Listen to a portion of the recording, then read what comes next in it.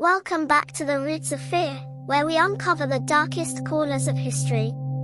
Today we journey to the rolling hills of Kentucky, the year 1898, where an orphanage stood isolated from the world, a place where no child was ever born, and mysteriously no one ever died. This is the story of Winthrop, home for children. The bluegrass region of Kentucky was known for its gentle beauty, rolling pastures, thoroughbred horses, and the sweet scent of tobacco fields. But nestled in the shadows of Crow Hill, some 20 miles from Louisville, stood a structure that seemed to reject the natural order of things. The Winthrop Home for Children was established in 1865, just as the Civil War drew to its bloody close. Constructed of red brick and dark timber, it was funded by Augustus Winthrop, a northern industrialist who claimed philanthropic intentions. The orphanage was built to house the children left parentless by the war, both Union and Confederate. A noble cause, most agreed. But from the moment the foundation stones were laid, strange accounts began to circulate among the laborious. Thomas Briarwood was a journalist for the Louisville Courier in 1898, a man of rational mind and scientific curiosity. He had spent the better part of his career debunking the superstitious tales that plagued the Kentucky. Ghost stories, he believed, were merely the product of unsophisticated minds and poor lighting. But on October 17, 1898, a letter arrived at his desk that would challenge everything he thought he knew. Dear Mr. Briarwood, I write to you with a matter of grave concern regarding the Winthrop Home for Children. I have served as the physician for this institution for 7 years, and in that time I have witnessed phenomena that defy rational explanation. No child has been born within these walls, despite several expectant mothers taking refuge here. More disturbing still, no resident, child or adult, has ever perished on these grounds, even those suffering terminal afflictions. I invite you to investigate this matter, as I fear my own observations will soon be dismissed as the ravings of a man who has lost his faculties. Respectfully, Dr. James Harwood. Thomas might have dismissed the letter as nonsense had it not been for Dr. Harwood's reputation. The physician was known throughout the region as a man of impeccable character and scientific discipline. If he believed something unnatural was occurring at Winthrop, it warranted investigation. And so, on a crisp autumn morning, Thomas Briarwood loaded his Kodak box camera and notebook into his carriage and set out for Crow Hill. The journey took the better part of the day, with the road growing narrower and less maintained the further he traveled from Louisville. As the sun began its descent behind the western hills, the orphanage came into view. The Winthrop home was larger than Thomas had anticipated, 3 stories of imposing architecture with narrow windows that seemed to watch his approach. The grounds were immaculately maintained, with neatly trimmed hedges and a circular driveway leading to the main entrance. Yet, despite this apparent care, not a single child played on the sprawling lawn. As Thomas brought his carriage to a halt, the front door opened. A woman emerged, her black dress starched and severe, her grey hair pulled back in a tight bun. This was Matron Eleanor Finch, the administrator of Winthrop Home, known for her strict adherence to routine and discipline. Mr. Briarwood, I presume, she said, her voice as crisp as her appearance. Dr. Harwood informed me of your visit. I must say, I find his concerns to be greatly exaggerated, but you are welcome to see for yourself that we run a perfectly ordinary institution here. Thomas noted that her words of welcome did not match the coolness of her tone or the suspicion in her eyes. Thank you, Matron Finch. I appreciate your hospitality, he replied, gathering his equipment. I assure you, I'm merely here to observe and report the facts. Whatever they may be. Facts, she echoed with the faintest hint of a smile.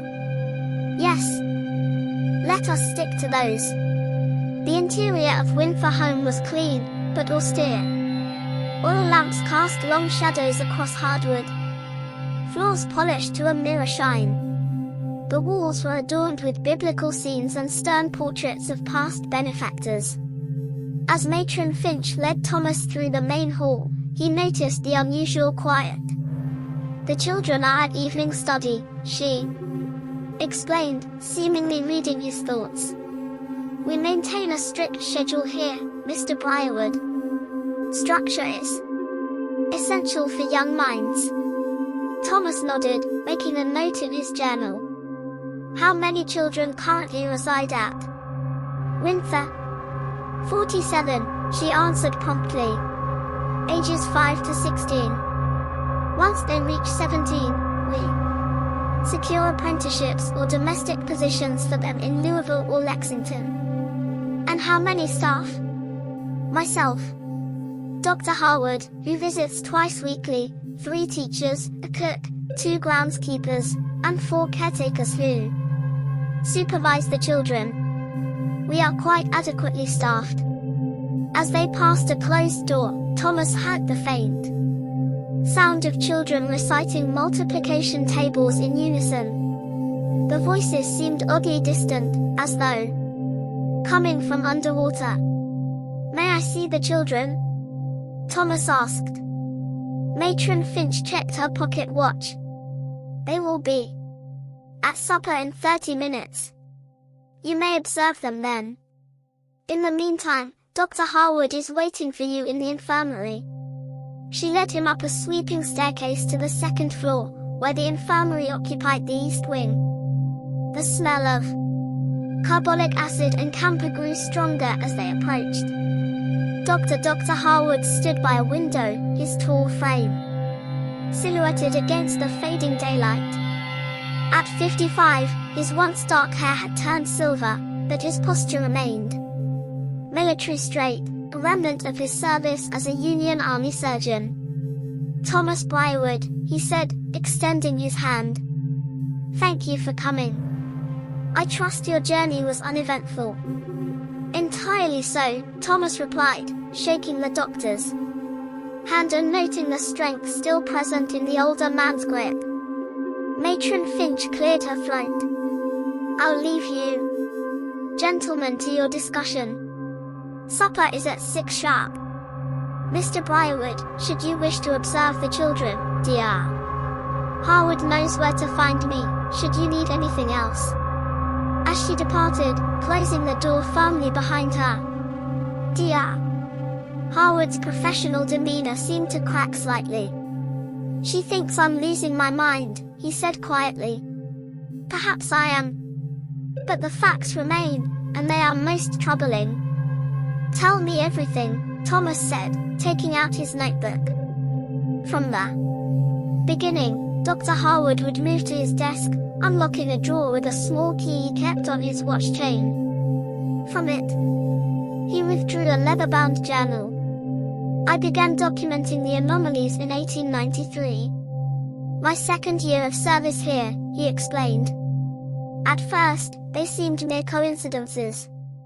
A child with diphtheria who recovered when death seemed certain. An elderly caretaker whose heart condition suddenly and inexplicably improved. But as the years passed, a pattern emerged. He opened the journal, revealing pages of meticulous notes, diagrams, and observations.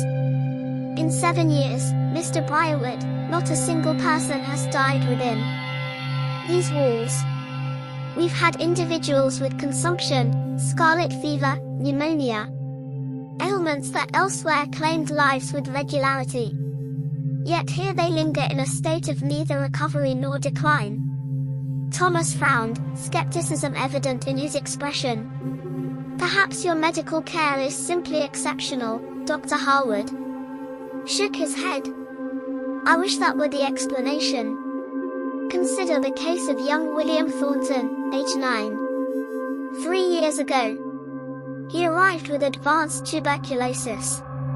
By all medical understanding, he should have succumbed within months. Yet, he remains in precisely the same condition, neither improving nor worsening.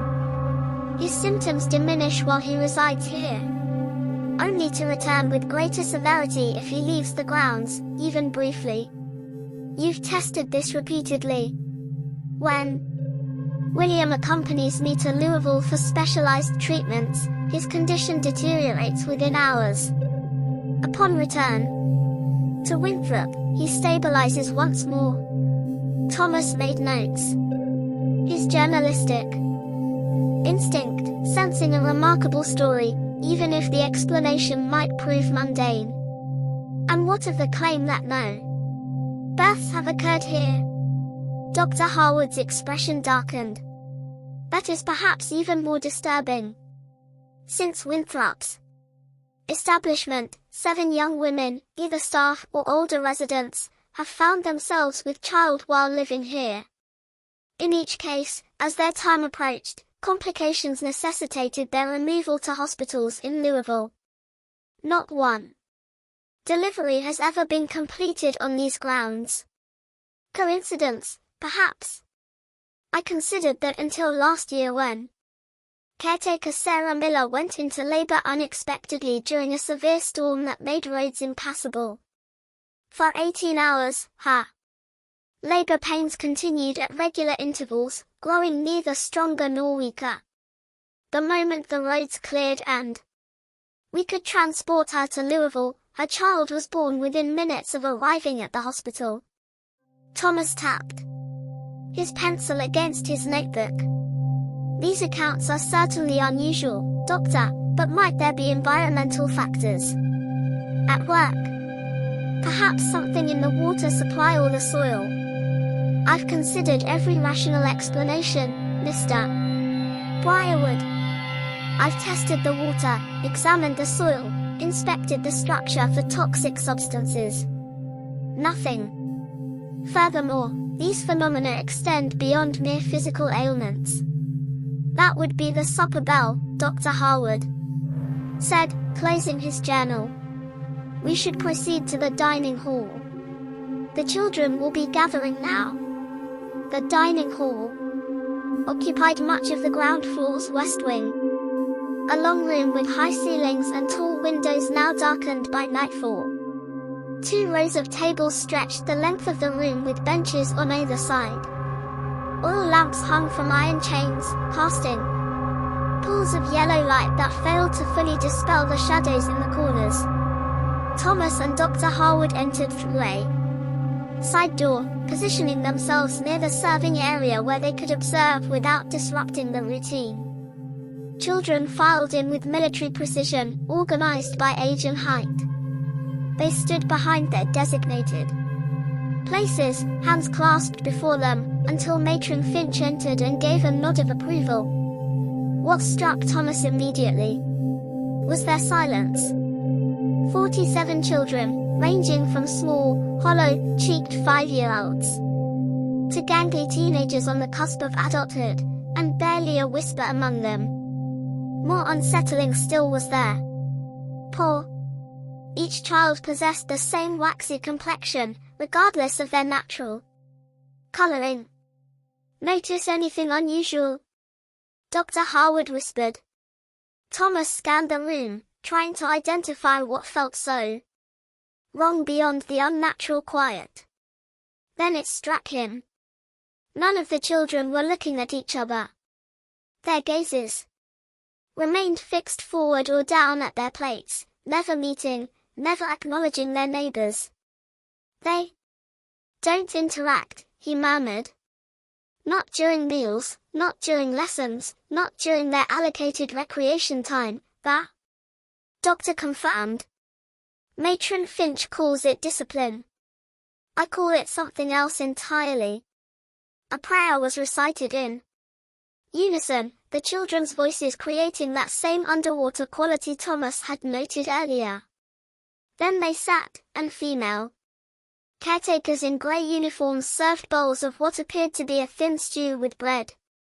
"May I speak with them?" Thomas asked. After the meal, Matron Finch is strict about maintaining silence during supper. As they watched, Thomas noticed a small boy, perhaps 7 years old, at the far end of the table nearest them. Unlike the others whose movements were mechanical and identical, this child's hands trembled as he attempted to bring his spoon to his mouth. Some of the stew spilled onto the table. Immediately, a caretaker appeared behind him, placing a firm hand on his shoulder. No words were exchanged, but the boy's trembling intensified. As Thomas watched, a curious thing happened. The spilled liquid began to creep back into the boy's bowl, defying gravity and natural law. Thomas blinked hard, certain he had imagined it. When he looked again, the table was clean, and the boy was eating without spillage, though his face had grown even paler. "Did you see?" Thomas began. "Not here," Dr. Harwood interrupted quietly. "We'll discuss it later." After the meal concluded, the children filed out with the same eerie precision with which they had entered. Matron Finch approached Thomas and the doctor, her thin lips pressed into what might generously be called a smile. "You may speak with 3 children of your choosing, Mr. Briarwood," she said. "In the library under supervision. I trust that will be sufficient for your investigation." Thomas nodded, though he had hoped for more unrestricted access. The small boy at the end table, the one who spilled his soup. "May I speak with him first?" Something flickered across the matron's face. Surprised perhaps, or concerned. "Nathaniel." "Very well. I'll have him sent to the library. You may have 10 minutes with each child." The library was a circular room in what Thomas guessed had once been a turret. Floor-to-ceiling shelves lined the walls filled with leather-bound volumes that appeared untouched. A small table with 4 chairs occupied the center of the room, illuminated by a hanging oil lamp. Nathaniel entered a few minutes later, escorted by a stern-faced caretaker, who positioned herself by the door after instructing the boy to sit across from Thomas. Up close, the child's pallor was even more pronounced. Dark circles ringed his eyes, and his blonde hair lay flat against his skull. He sat with his hands folded in his lap, gaze fixed on the table's polished surface. "Hello, Nathaniel," Thomas said gently. "My name is Thomas Briarwood.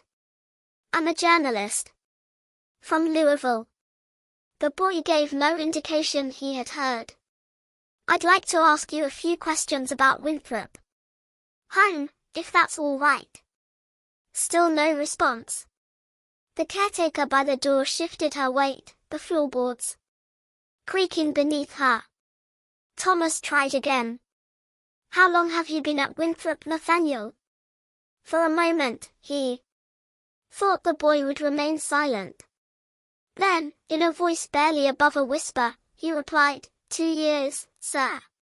"And how do you find it here?" "It is a good place, sir. We are fortunate to have such care." The words sounded rehearsed, as though recited from memory rather than felt. Thomas changed tactics.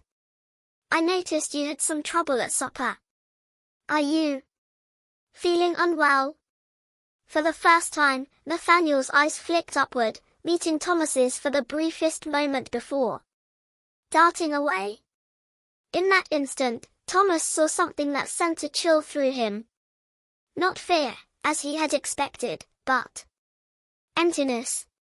The boy's eyes seemed hollow, lacking the spark that animated every human being Thomas had ever encountered.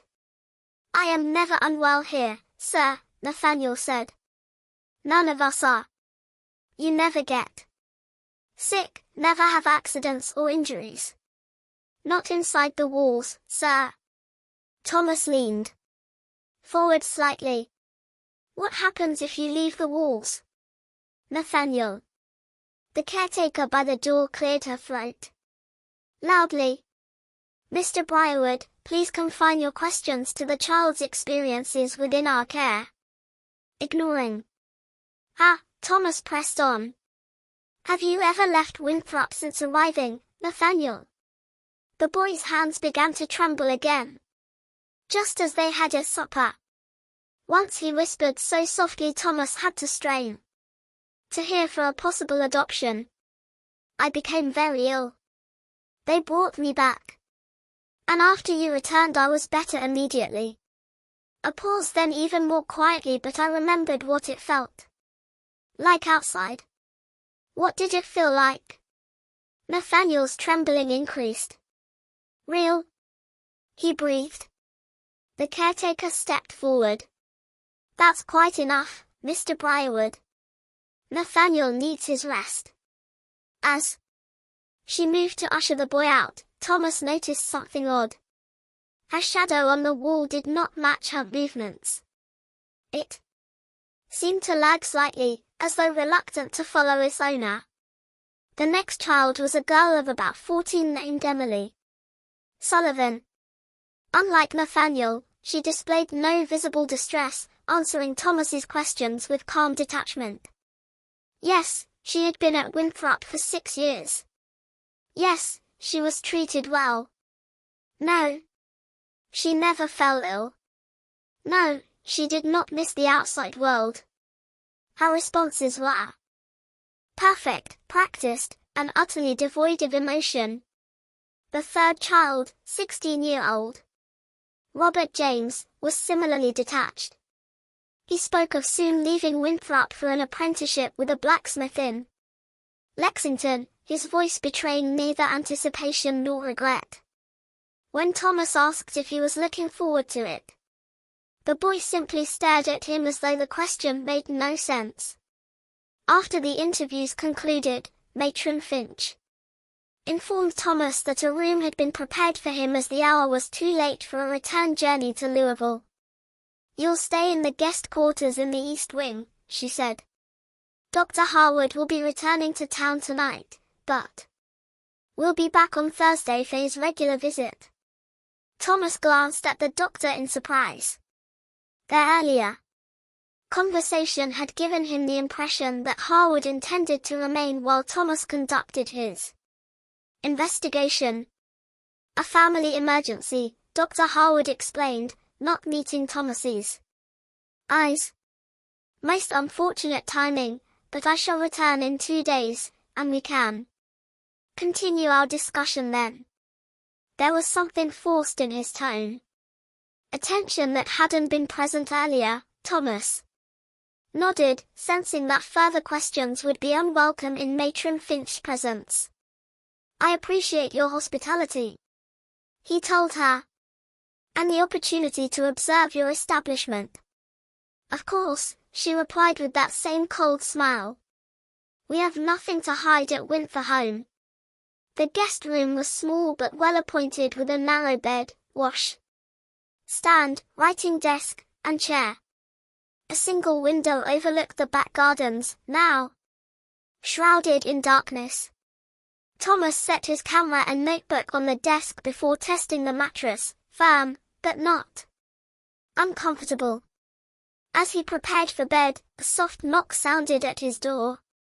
Opening it, he found a young caretaker he hadn't seen before holding a folded piece of paper. From Dr. Harwood, sir, she whispered, glancing nervously down the hall before pressing the note into his hand and hurrying away. Thomas closed the door and unfolded the paper. The doctor's handwriting was hurried, the ink still fresh. Briarwood, I did not choose to leave. Was informed my presence is no longer required for your investigation. Exercise extreme caution. Do not sleep in the room they've given you. The basement archives contain records you should examine. Enter. through the kitchen storeroom after midnight. What happens here defies natural law, but there is evidence. Trust nothing and no one, especially what your eyes tell you after dark. Harwood. Thomas read the note twice. Then held it to the lamp flame, watching it curl and blacken before dropping the ash into the wash basin. If Harwood had been forced to leave, it suggested Matron Finch had something to hide, something she feared the doctor might reveal. The grandfather clock in the main hall chimed 10. Thomas had at least 2 hours before he could safely attempt to reach the basement archives. He decided to use the time to review his notes and prepare his camera should he discover anything worth documenting. As he sat at the desk, the oil lamp beside him flickered, though there was no draft. The shadows in the corners of the room seemed to deepen, taking on shapes that didn't correspond to the furniture. Casting them. Thomas rubbed his eyes, attributing the phenomenon to fatigue from his journey. A sound from the hallway caught his attention, soft footsteps passing his door, accompanied by what sounded like whispering. Moving. Quietly, Thomas pressed his ear against the wood more than the others. A voice murmured. One of the caretakers, he thought. Matron says we must be vigilant. Will she use the room tonight? Another voice asked, only if necessary. The journalist mustn't suspect. The footsteps continued past, fading into silence. Thomas remained at the door, heart pounding. What room were they referring to? And what must he not suspect? Deciding against waiting until midnight, Thomas took his notebook and camera, then cautiously opened his door. The hallway was empty, lit only by a single wall sconce at the far end. He stepped out, closing the door silently behind him. The east wing contained primarily staff quarters and storage rooms.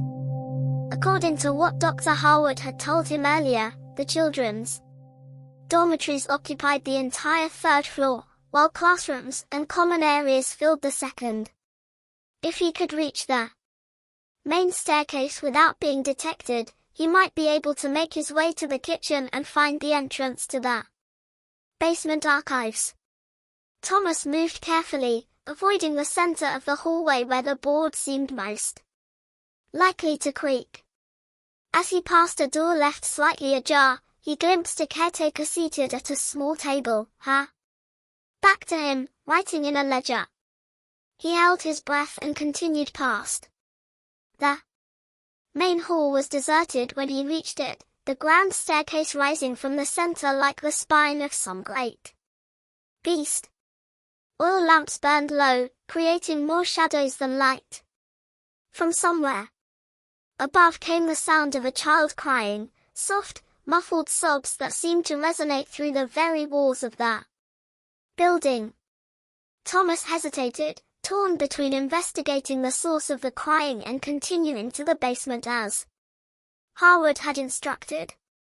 The decision was made for him when he heard footsteps on the upper landing. Quick and purposeful.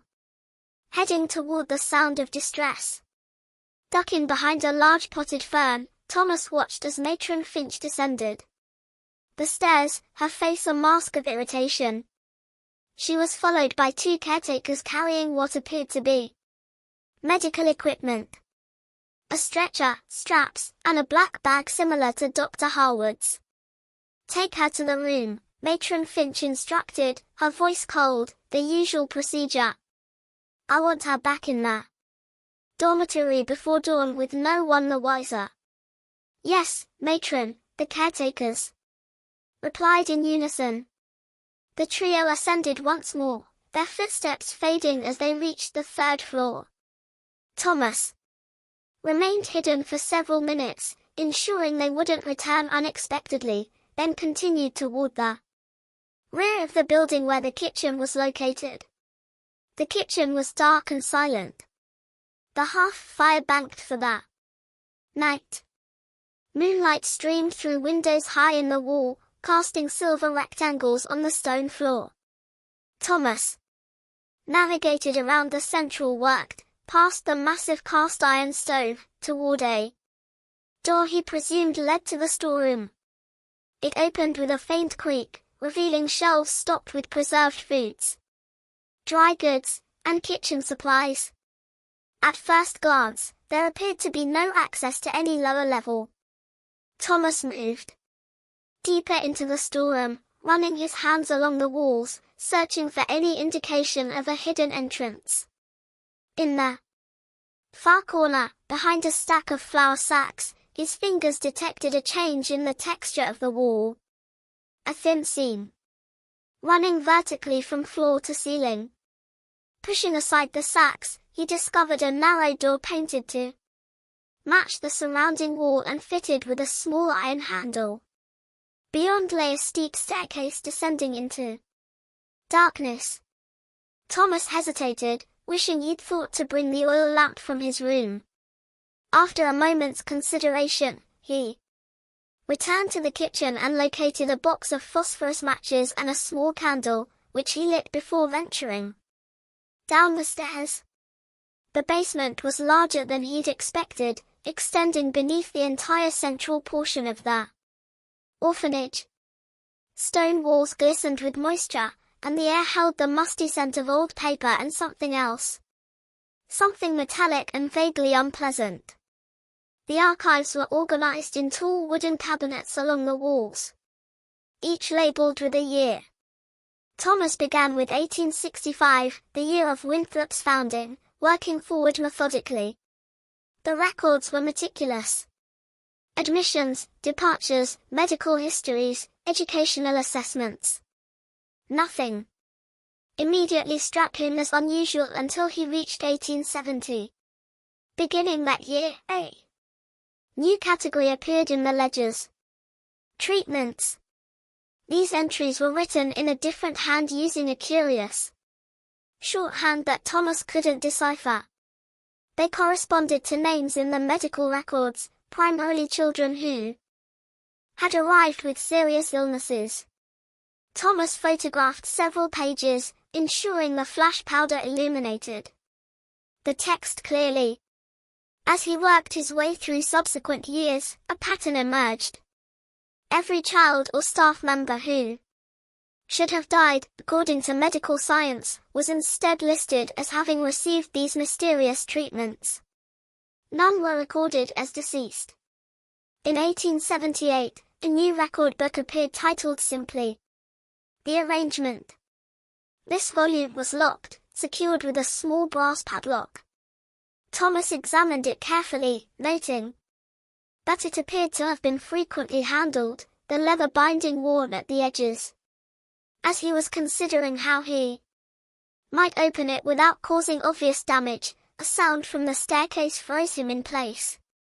Footsteps, slow and deliberate, descending into the basement. Thomas quickly extinguished his candle and moved behind a tall cabinet, his camera and notebook clutched to his chest. The footsteps reached the bottom of the stairs, accompanied now by the glow of an approaching lamp. Mr. Briarwood called Matron Finch's voice eerily calm. "I know. You're down here. There's no need for concealment. I simply wish to talk." Thomas remained motionless, scarcely daring to breathe. The light grew brighter as she moved among the cabinets, her shadow elongating across the stone floor. "You're curious about our methods," she continued. "That's perfectly natural. Mr. Harwood was curious too when he first came to us. But he learned to appreciate the necessity of our work, as I hope you will." She was closer now, just one cabinet away from his hiding place. Winthrop Home serves a greater purpose than mere charity. Mr. Briarwood, these children, unwanted, forgotten by society. They have a value beyond what the outside world could ever recognize. The light swung around the edge of the cabinet. Thomas pressed himself flatter against the wall. "They sustain us," Matron Finch said, her voice dropping to a near whisper. "Their vitality, their potential, their very essence. It feeds the house. And in return, the house preserves them, protects them, keeps them in perfect suspension, neither growing nor fading. A most equitable arrangement. Wouldn't you agree?" The light withdrew slightly, as though she had turned away. Augustus Winthrop understood this. He sought places of power throughout the country, places where the veil between worlds grew thin. This hill had been sacred to the native tribes long before white settlers arrived. They recognized its potential. As did he. Thomas's mind raced, trying to make sense of her words, the strangeness he had witnessed, the children's paw, their detachment, the unnatural silence. It suggested something far beyond ordinary. Mistreatment or neglect. "The arrangement requires maintenance, of course," Matron Finch continued, moving away toward the center of the basement. "Periodic renewal of the binding conditions. Dr. Harwood proved quite useful in this regard. Though he doesn't fully comprehend the process. His medical knowledge helped refine our techniques considerably." The light bulbed as she moved toward the staircase once more. "I'll leave you to your investigation, Mr. Briarwood. The night is long, and there's much for you to discover, but know this. No one who learns of the arrangement ever leaves Winthrop home. Not truly. You may think yourself separate from us now, but already the house has tasted your presence. Already it has begun to draw you in." Thomas remained hidden for several minutes after the sound of the door closing echoed through the basement. When he was certain Matron Finch had truly departed, he writes. Her words had been more than threatening. They had been spoken with the absolute certainty of someone who knew she couldn't be stopped. This suggested either madness or a confidence born of previous success. Returning to the locked volume labeled The Arrangement, Thomas examined it more closely. The lock was small and simple, the sort that could be opened with a hairpin or similar tool. Searching his pockets, he found the thin metal nib he sometimes used for detailed sketches. With careful manipulation, he managed to spring the mechanism. The pages within were filled with diagrams and text in multiple languages, Latin, Greek, and something older that Thomas couldn't identify.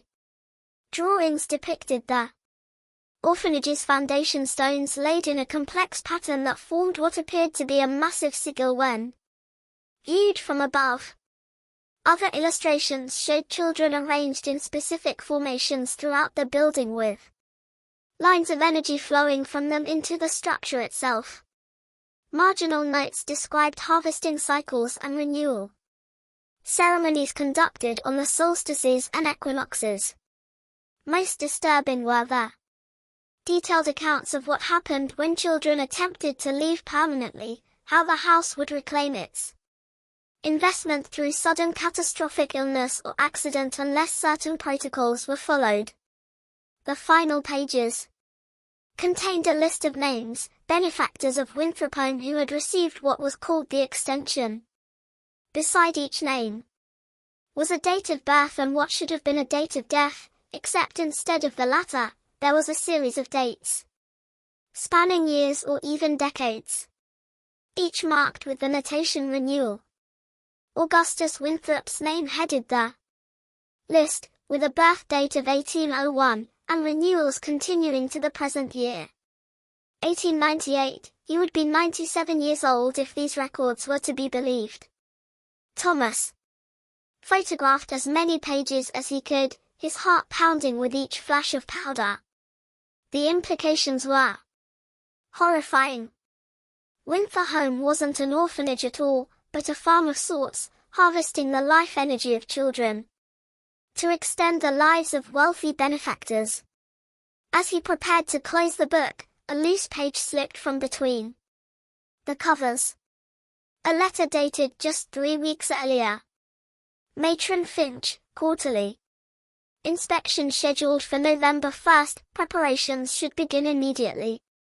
The board is particularly interested in Subject 37, Nathaniel, whose unusual resistance makes him ideal for the upcoming renewal ceremony. Ensure he is properly conditioned. My own extension is scheduled for December 21st. After 33 years, I find the intervals between renewals growing shorter. Dr. Harwood has expressed concerns about the sustainability of our methods. Please remind him of his obligations and the consequences of non-compliance. Or, Thomas tucked the letter into his notebook and replaced the volume, securing the lock as best he could. He needed to document everything, then find a way to escape with his evidence. More importantly, he needed to understand what was happening to the children, especially Nathaniel, and whether they could be freed from whatever horrific process bound them to this place. The grandfather clock in the hall above chimed midnight as Thomas ascended the stairs back to the kitchen storeroom. The orphanage had fallen completely silent, not even the normal creaks and settling sounds of a large building disturbing the stillness.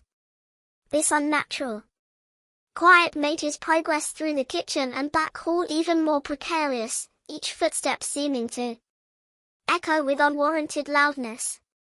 He had nearly reached the main staircase when a flicker of movement caught his eye, a figure crossing the entrance hall, moving toward the front door. It was Nathaniel, dressed in his nightclothes, walking with the stiff gait of a sleepwalker. Without conscious thought, Thomas followed, keeping to the shadows. The boy reached the massive front door and placed his palm against the wood. For a moment, nothing happened. Then, slowly, the door began to swing open, though Nathaniel hadn't touched the handle. Cold night air rushed into the hall, carrying with it the scent of autumn leaves and distant wood smoke. Nathaniel stepped onto the front porch, his bare feet making no sound on the wooden boards. Thomas followed, hanging back at the threshold. The full moon illuminated the scene with silver light, the circular driveway, the manicured hedges, the raw iron gate at the property's edge. Nathaniel descended the porch steps and began walking toward that gate, his pace steady but unhurried. Thomas watched, wondering if he was witnessing an escape attempt or something else entirely. As the boy reached the midpoint of the driveway, a change came over him. His steps faltered, and he clutched at his chest, doubling over as though in sudden pain. Still, he continued forward, each step visibly more difficult than the last. By the time he reached the gate, he was crawling, his nightclothes soaked with sweat despite the autumn chill. Then, as his fingers touched the iron bars, Nathaniel began to scream. A high, thin sound of pure agony that shattered the night silence. Thomas rushed forward without thinking, reaching the boy just as lights began to appear in the orphanage windows. Nathaniel's skin burned with fever, his eyes rolled back to show only whites. Help me, Thomas urged, trying to lift the child. I'll get you away from here. But as he attempted to raise Nathaniel from the ground, he felt resistance. Not from the boy's weight, but from something else. It was as though invisible tethers connected Nathaniel to the earth beneath them, anchoring him to the property. Footsteps and voices approached from the house. Thomas looked up to see Matron Finch and several caretakers hurrying down the driveway, faces grim in the moonlight. Step away from the child, Mr. Briarwood, Matron Finch commanded. You don't understand what you're interfering with. I understand enough, Thomas replied, continuing his struggle to lift Nathaniel. This boy needs medical attention. Real medical care, not whatever abomination you're practicing here. Matron Finch's expression hardened. Nathaniel belongs to Winthrop home, as do all who enter here. She turned to the caretakers. Bring them both to the room. It seems our journalist friend requires a more practical demonstration of the arrangement. Before Thomas could respond, something struck him from behind.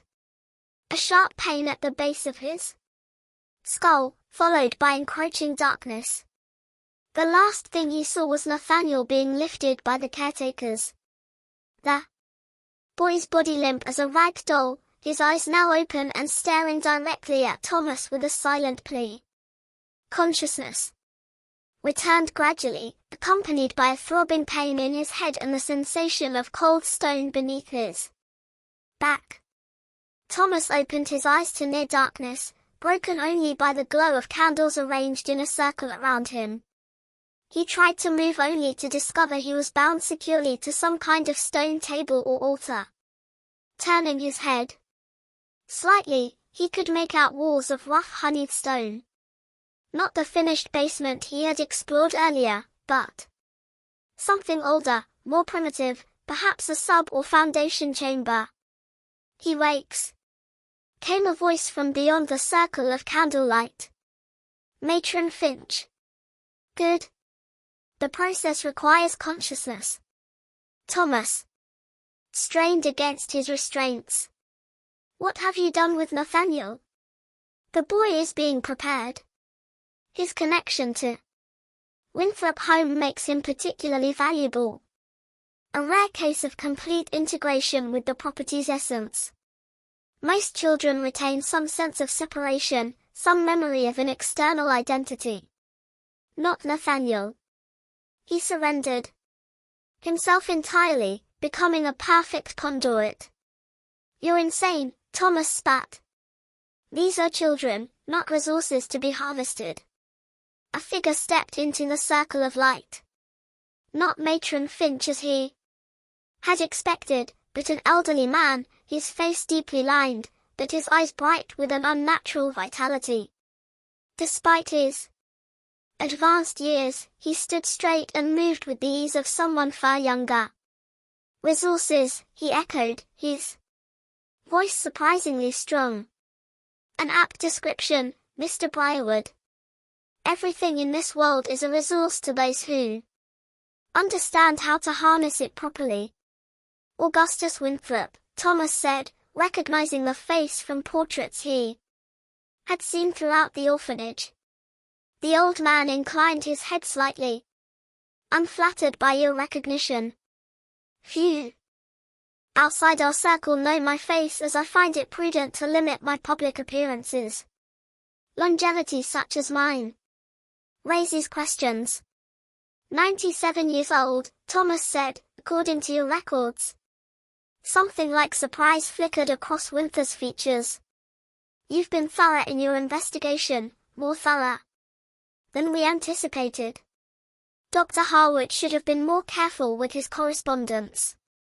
Harwood tried to warn me. Where is he now? Attending to his duties elsewhere. The doctor's medical expertise remains valuable to our operation despite his occasional moral qualms. Winthrop moved closer, studying Thomas with clinical detachment. You, however, present a more complex problem. Journalists are noticed when they disappear. Questions are asked. Investigations follow. Then let me go, Thomas suggested, forcing his voice to remain steady. I'll forget what I've seen here. Winthrop's laugh was dry and brittle. We both know that's not true. No, Mr. Briarwood, you won't be leaving Winthrop home. At least not as you are now, but you may serve a greater purpose than you ever imagined possible. He gestured to someone beyond the circle of light. Footsteps approached, and a caretaker appeared, leading Nathaniel by the hand. The boy's earlier distress had vanished, replaced by that same empty-eyed compliance Thomas had observed during their interview. Nathaniel has been with us since he was 7, Winthrop explained. Abandoned. Unwanted, forgotten. Like all our children, society had no use for him. But we recognized his potential. The intensity of his life force is quite remarkable. What are you going to do to him?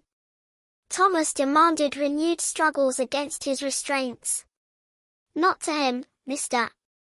Briarwood. Through him, Nathaniel serves as a conduit between the children of Winthrop home and those of us who benefit from the arrangement. Tonight he will facilitate your integration into our fellowship. Winthrop nodded to Matron Finch, who stepped forward, carrying a silver chalice. She held it to Nathaniel's wrist, where Thomas now noticed a thin red line, a fresh incision. The essence must be freely given. Winthrop continued, watching as dark liquid dripped into the chalice. A principle we discovered early in our work. Coercion diminishes the efficacy. The children must surrender their vitality willingly, believing it serves a greater good. And how do you secure this willing surrender? Thomas asked bitterly. Through lies and manipulation. Through purpose, Winthrop corrected, these children had none before coming here. We give them meaning, importance. They become part of something eternal. When the chalice was half filled, Matron Finch withdrew it and passed it to Winthrop. The old man swirled the contents, murmuring words in a language Thomas didn't recognize. The liquid began to glow with a faint bluish light. The first transfer is always the most difficult, Winthrop said, approaching Thomas. Your body will resist the foreign essence, but once the initial barrier is breached, subsequent renewals become easier. In time, you may even develop a taste for it. I'll die before drinking that, Thomas said. Through clenched teeth. Winthrop smiled thinly. That's precisely what you'll do if you don't drink it, Mr. Briarwood. The binding ritual has already begun. Your life force is being drawn into Winthrop home with each passing moment. Without replacement, you'll be hollow by dawn. As if to illustrate his point, he held the chalice above Thomas's face. In its glowing surface, Thomas saw his own reflection, and recoiled at the sight. His skin had taken on the same waxy pore as the orphanage children, his eyes beginning to show that same emptiness. You feel it, don't you? Winthrop murmured, the house taking hold, drawing you in. It's hungry, Mr. Briarwood. It's always hungry. Thomas could indeed feel something. A cold emptiness spreading through him as though parts of his very self were being pulled away, absorbed into the stone beneath him and the walls around them. The children, he gasped, finding speech increasingly difficult. They never truly die because they're not truly alive anymore. You've trapped them in some kind of suspended state. Preservation, Winthrop corrected. They exist in perfect equilibrium, neither advancing nor declining. No birth, no death, only sustained contribution to the greater whole. And the ones who leave, the older children sent to apprenticeships. A shadow crossed Winthrop's face, a regrettable necessity. The outside world expects children to grow up and depart. We maintain the appearance of a legitimate orphanage. Those who leave carry a portion of Winthrop home with them, enough to sustain our connection, to allow us to reclaim their essence when needed. Reclaim how? Various means. Illness, accident, sudden reversals of fortune that bring them back into our care. The house always collects what it's owed Mr. Briarwood. Winthrop held the chalice to Thomas's lips. drink and join our fellowship. Refuse and be consumed entirely. Those are your only choices now. Thomas turned his head away, but strong hands gripped his jaw, forcing it open. The liquid burned like fire as it poured down his throat, carrying with it flashes of memory that weren't his own. A small boy running through fields of wheat. A woman singing a lullaby. The terror of abandonment. The cold comfort of Winthrop home's embrace. Nathaniel's memories. Thomas realized with horror. He was consuming pieces of the boy's very existence. As the foreign essence spread through him, Thomas felt a surge of unnatural vitality. His pain receded, his senses sharpened, and the fatigue that had been weighing on him vanished completely. For one terrible moment he understood the seductive power of what Winthrop offered, life without end, strength without decline. But with this understanding came something else. A connection to Nathaniel and through him to every child bound to Winthrop home. Thomas could feel them now. Dozens of fragmented souls tethered to the house. Their collective energy flowing through channels built into the very architecture. And he sensed something Winthrop had not told him. The binding worked both ways. Just as the house could draw life from those connected to it, those connected could with sufficient will draw power from the house itself. Thomas closed his eyes, focusing on this newfound awareness. The restraints binding him to the stone table suddenly felt less substantial, as though they existed partially in another realm where his influence might reach. What is he doing? Matron Finch's voice came from far away. He shouldn't be able to. The journalist is stronger than we anticipated. Winthrop replied, alarm evident in his tone. Increase the draw from the children, stabilize the connection. Thomas could feel their attempts to reassert control, cold tendrils trying to burrow deeper into his mind and body, but he had understood something fundamental about the arrangement that perhaps even its creators had forgotten. It was built on belief. The children surrendered their essence because they believed they had no choice, no existence beyond Winthrop home. Opening his eyes, Thomas fixed his gaze on Nathaniel. You can leave, he said, his voice stronger than it should have been given his condition. The walls only hold you because you believe. They do. Silence him, Winthrop commanded. But Thomas could feel the old man's control wavering. Remember what you told me, Nathaniel. How it felt outside. Real. That's because it is real. This place, what they've done to you, that's the illusion. The boy's empty expression flickered, something like awareness returning to his eyes. You belong to yourself, Thomas continued, focusing all his will on breaking through the child's conditioning. Not to Winthrop home. Not to these people. Enough. Winthrop moved to strike Thomas. But his hand passed through air as the restraints disintegrated into dust. Thomas sat up, drawing power from the very channels meant to drain him. The connection went both ways.